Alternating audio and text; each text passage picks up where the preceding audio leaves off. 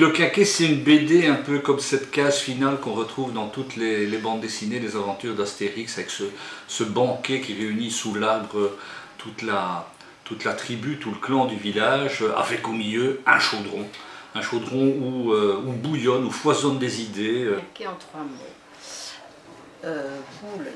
Premièrement, l'enfance. Deuxièmement, l'adulte. Troisièmement, la personne âgée. Projet innovant et passion. On peut, si on a un petit problème, on peut discuter avec tout le monde. Ça donne vraiment une deuxième chance à certaines personnes. Certaines la prennent bien. C'est convivial, les formateurs sont excellents, donc tout le monde s'entend bien. Il y a un peu de tout, comme culture, comme personne, et tout le monde est très bien intégré. Parfois j'ai l'impression qu'on est des dompteurs, des magiciens. Que ça bouge. Ça bouge. On fait toujours des choses nouvelles. La SBL déploie ses activités au travers de 3 axes. On a un axe qui est plutôt considéré comme un axe socio-culturel, éducation permanente, et qui s'adresse essentiellement à des enfants. C'est un lieu où les enfants viennent continuer à développer leur créativité, puisque la plupart du temps, à partir du moment où ils rentrent en primaire, c'est l'école qui prend le dessus, et puis c'est les activités sportives et tout ce qui est activités culturelles, dessin, peinture, sculpture, ça ne figure plus du tout au programme. J'essaie de leur apprendre un petit peu tout, la propreté, toutes les manières différentes de pouvoir faire des activités. L'école de devoir, c'est important, ce sont des familles, en général je cible les familles puisque l'idée c'est de travailler avec des enfants qui ne savent pas être aidés chez eux. Nous avons des groupes verticaux, donc c'est de la première année jusqu'à la 6e année primaire. Là évidemment j'ai des plus grands.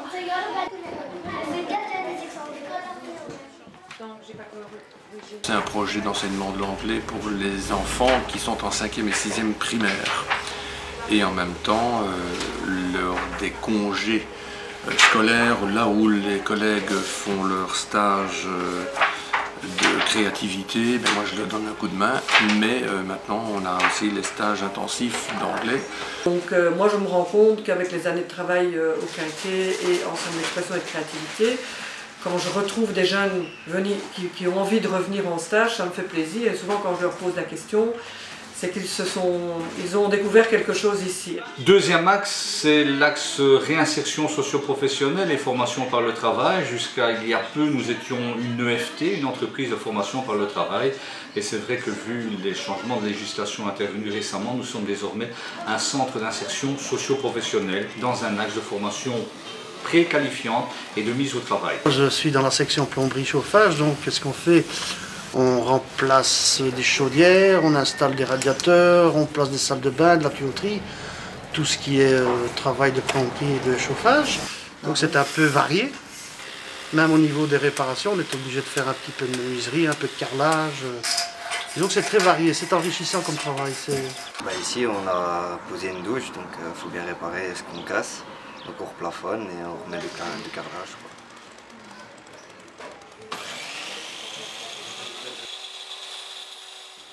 Au début, on leur apprend qu'est-ce que c'est la tonneau, une mortaise, les éléments de base de la menuiserie. Ce qu'on fait ici, on a déjà fait du parquet, des réparations de portes. Après travailler avec 2-3 machines, j'aurais à défoncer, je n'avais jamais touché à ça.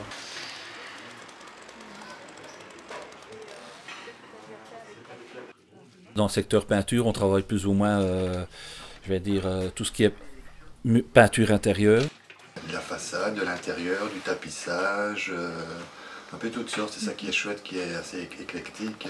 Et un peu à la fois, selon la demande du chantier, je fais le travail et alors je me mets sur le côté et je les laisse faire pour voir leur habilité.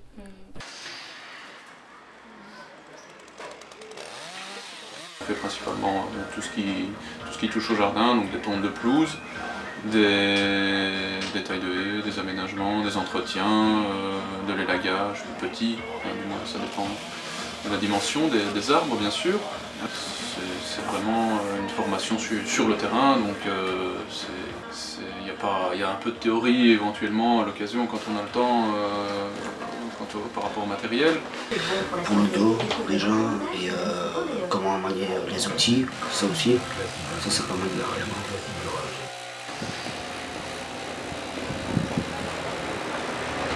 Je les forme à la cuisine en général, les sauces, les bases, les liaisons, les desserts, les pâtisseries, un petit peu tout ce qu'on peut faire en cuisine. On fait des plats pour les vieux, on fait quand il y a des spectacles ou quelque chose, on fait des plats aussi.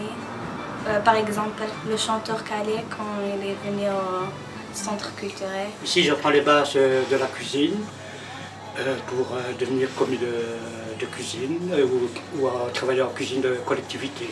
Le jeudi, c'est totalement à part, c'est 3 ou 4 fois par an.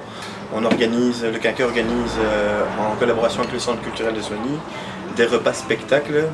C'est-à-dire que nous, en cuisine, on prépare le repas en fonction du spectacle. Des filles qui viennent et qui ont quelques notions de repassage et de nettoyage. Tout le monde va me dire qu'ils savent repasser et nettoyer, mais ici on voit la manière professionnelle. Je trouve que c'est une bonne entreprise pour former au travail, pour aider aussi par après pour un travail.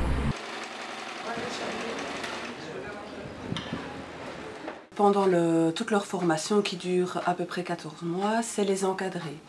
Ça veut dire assurer un suivi social, administratif, pédagogique du stagiaire. C'est des après-midi où on fait des ateliers photos, on apprend à utiliser un PC, à faire des recherches sur internet, comprendre comment fonctionne une mutuelle ou avoir une bonne hygiène.